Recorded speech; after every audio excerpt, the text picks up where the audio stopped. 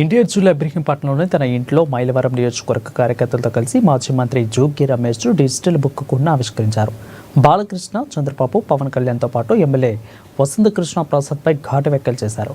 YCP శ్రేణులు, అభిమానులపై కూటమి ప్రభుత్వం కక్షపూరితంగా వ్యవహరిస్తుందని ఆరోపించారు. ఇబ్బందులు పడుతున్న వారు క్యూఆర్ కోడ్ను స్కాన్ చేసి డిజిటల్ బుక్లో ఫిర్యాదు చేయాలని జోగి రమేష్ సూచించారు.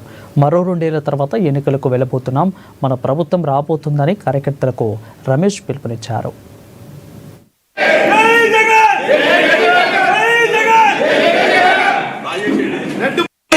చంద్రబాబు నాయుడు పోతున్నాడు, జగన్ వస్తున్నాడని చెప్పేసి ధ్యానం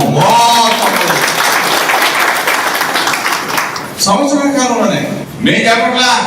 అసెంబ్లీలో, లాబీల్లో ఆ ఎమ్మెల్యేలు అందరూ కూడా ఒకటి చూడ కోరుకున్నారు. అక్కడ పోతున్నావరా మన ప్రభుత్వం అయిపోయిందిరా. ఏమిటి నేను చెప్పావా? బోండా ఉపాయం చెప్పాడు, ఇక ఉప ముఖ్యమంత్రి కనపట్ల. ఉప ముఖ్యమంత్రి ఎవరో పేరు పవన్ కళ్యాణ్ కనపట్ల. అడ్రస్ లేడు, అపాయింట్ లేదు, దొరకడు అని చెప్పేసి ఎవరు చెప్పారు? నేను చెప్పామా? బోండా అని చెప్పాడు. వరదరాజు రెడ్డి నమ్మకం ఎమ్మెల్యే, కొడుకు ఎమ్మెల్యే వరదరాజు రెడ్డి ఏం చెప్పాడు? యూరియా కోసం క్యూ లైన్లో రైతులు నిలబడుతున్నారు, రైతులు నిలబడలేని పక్షంలో చెప్పులు పెడతా ఉన్నారు, సొమ్మసిల్లి పడిపోతా ఉన్నారు, యూరియా మొత్తం తీసుకెళ్లి బ్లాక్ మార్కెట్ అమ్ము దొబ్బుతున్నారని చెప్పేసి మేము చెప్పామా? మీ వరదరాజు ఏం చెప్పాడా? కూర రవికుమార్ ఏం చెప్పాడు?